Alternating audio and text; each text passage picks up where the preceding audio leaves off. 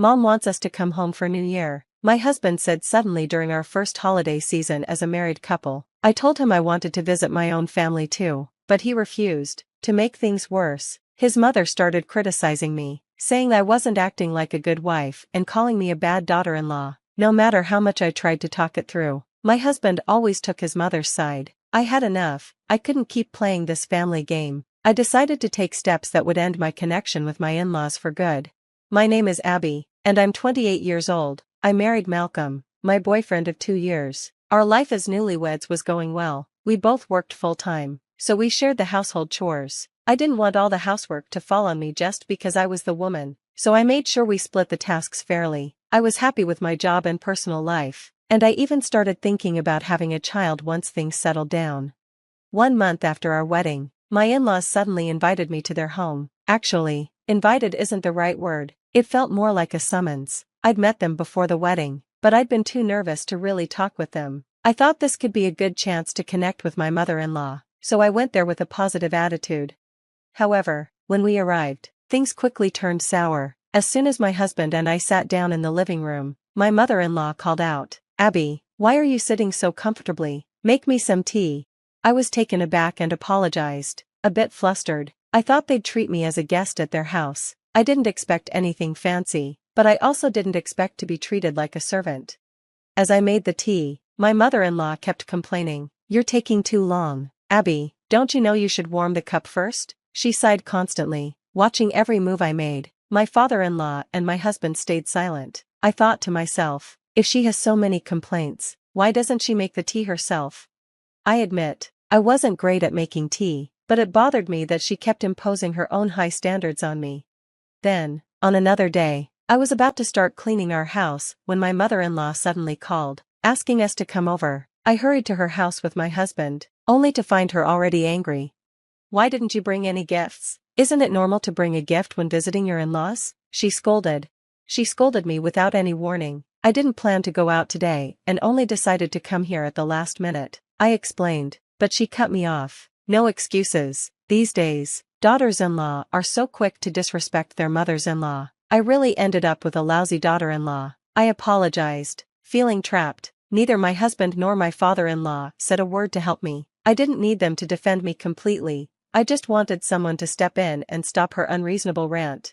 After her lecture, I whispered to my husband, "Malcolm, can you say something to your mom?" It was a last-minute visit. There was no way I could have prepared a gift, but he just sighed, sounding annoyed. "Shouldn't you always have some gifts ready, just in case?" I agree with my mom on this. I was shocked and hurt. Is he serious? Why is he siding with his mom? My opinion of him was quickly dropping, and I was growing to resent my mother-in-law even more. After that, she constantly called me over, forcing me to follow their old-fashioned customs. She expected me to do all the chores, prioritize my husband and in-laws, and spend every New Year's holiday at their house. I thought, isn't this thinking too outdated? By our first New Year's holiday after marriage, I was already dreading visiting my husband's family. One day, he told me, "We're expected to go back to my parents' house for New Year's." "What? When do I get to visit my own family?" I asked. He shrugged. "It might be tough this time. We'll decide after New Year's." What? I was angry. "We promised we'd visit both families equally, remember?" He sighed, clearly annoyed. "It can't be helped now, right? Why bring this up again?" Why was he acting like this was no big deal? Before we got married, we had agreed that we would visit both families regularly. We'd even rented an apartment halfway between our parents' homes to make it fair. But now, we'd already visited his family 6 times, and I'd only been able to see my family once. This time, he expected us to stay at his parents' house from the end of the work week until work resumed after the holiday. I couldn't accept such a ridiculous plan. I told him, "At least let me visit my family before work starts again." He replied, "Ask Mom." So, I called my mother-in-law. As soon as she picked up, the first thing she said was, "Abby, you're in charge of making the special New Year's dinner." "Fine, I understand, but I will visit my family before work starts again, so please be prepared for that," I said firmly. My mother-in-law raised her voice in surprise. "What's this about prioritizing your own family? You lack the proper attitude of a daughter-in-law." She lectured me for an hour on the phone, leaving me totally drained. When I complained to my husband, he shrugged. "Mom just wants you to be a good wife. Abby, She always says, I want her to be a wife suitable for our family. His indifference was wearing me out, too. In the end, we spent the entire New Year's holiday at his parents' place. It's your first New Year as a married couple, so focus on his family this time, my own mom had advised, so I reluctantly agreed. But during our stay at my in-laws' house, I felt like a maid. I was responsible for everything, preparing meals, cleaning the house, doing the laundry, taking out the trash. I had to do it all by myself. When I asked my husband for help, I got scolded. Abby, isn't this a wife's job? Malcolm works hard all year, so he deserves to rest during New Year's, right? You're being really inconsiderate, my mother-in-law said. I wanted to shout. I work full-time, too, thanks to you. I haven't rested at all during the holidays, but I kept my thoughts to myself. It was the beginning of the new year and the first year of our marriage, so I forced myself to get through it. After the holiday, I still hadn't seen my family. When I finally planned to visit them, my husband said casually, I'm tired, I'll stay home, leaving me to go see my family alone. That was probably when I started losing trust in him. Of course, I was frustrated with my mother-in-law and my husband's family, but even more than that, I was fed up with my husband for never taking me seriously when I tried to talk about how I felt. Even after New Year's, my mother-in-law didn't stop her harassment. When I began refusing to visit her house, she started calling every day. By the time I'd wake up in the morning, I'd already have 10 missed calls from her. One morning, I saw I had missed calls from my mother-in-law. Thinking something serious had happened, I called her back, only for her to start yelling at me. So you finally woke up. You're not responsible enough as a wife. Get up at 5 a.m. every day and make Malcolm a nutritious meal. Even if I got home late from work, she would scold me, saying, I heard from Malcolm, it's unacceptable for a woman to stay late at work. A wife who doesn't come home before her husband is terrible. Prioritize your home, you selfish girl. I almost told her that I earned more than her son and actually contributed more to our living expenses, but I held it in and just muttered, yeah. Over time, I stopped answering her calls and deleted her voicemails without listening. This went on for about a year. Then the dreaded New Year's season came around again, and my husband started pestering me.